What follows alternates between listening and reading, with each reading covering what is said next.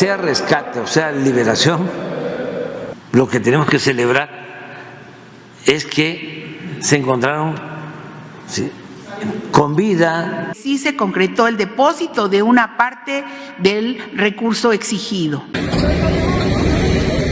Cientos de elementos del ejército han llegado a Tamaulipas para hacer frente a la delincuencia organizada tras el secuestro masivo de migrantes.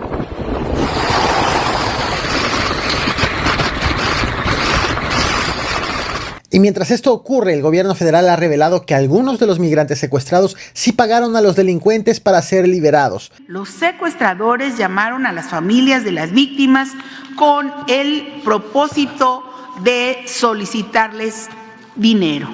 En algunos casos tenemos la información de que sí se concretó el depósito de una parte del recurso exigido. Pero voy por partes. El 30 de diciembre del 2023, un autobús con migrantes a bordo fue detenido por delincuentes en Tamaulipas.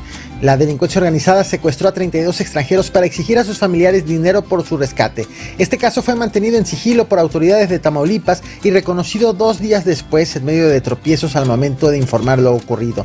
Inicialmente, tanto el gobierno estatal como la secretaria de Gobernación, Luisa María Alcalde, aseguraron que los 32 migrantes habían sido rescatados tras un operativo conjunto entre elementos federales y estatales.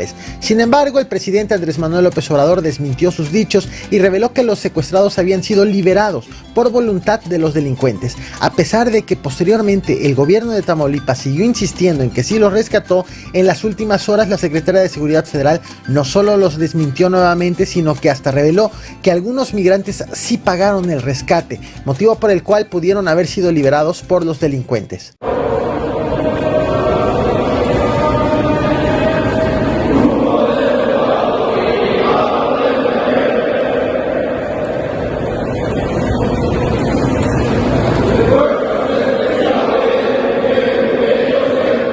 Esto es parte del despliegue de al menos 400 elementos del Ejército y la Guardia Nacional que llegaron en las últimas horas a Tamaulipas para atender de manera inicial el secuestro de los 32 migrantes, pero una vez que ya fueron liberados se quedaron para frenar la inseguridad en Matamoros y en Río Bravo.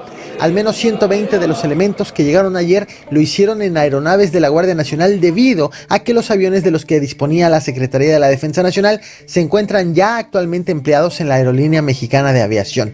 Este despliegue coincide con otro realizado en el estado de Tabasco también en las últimas horas, luego de la oleada de asaltos a mano armada ocurridos este jueves 4 de enero en Villahermosa. El despliegue hecho en Tamaulipas coincide tras una serie de desmentidos hechos por autoridades federales a autoridades estatales sobre la manera como los migrantes fueron puestos a salvo.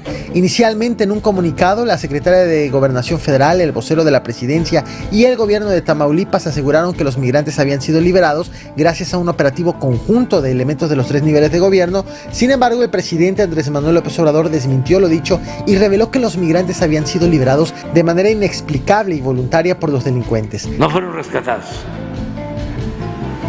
los dejaron libres. Sin embargo, el gobierno de Tamaulipas insistió, a través del secretario de gobierno, Héctor Joel Villegas, que los migrantes sí habían sido rescatados. ¿Se rescataron también?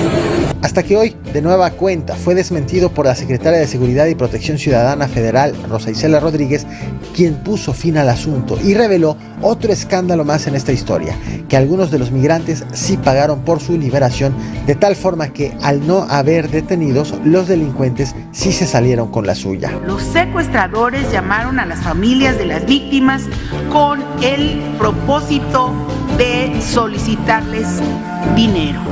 En algunos casos tenemos la información de que sí se concretó el depósito de una parte del recurso exigido.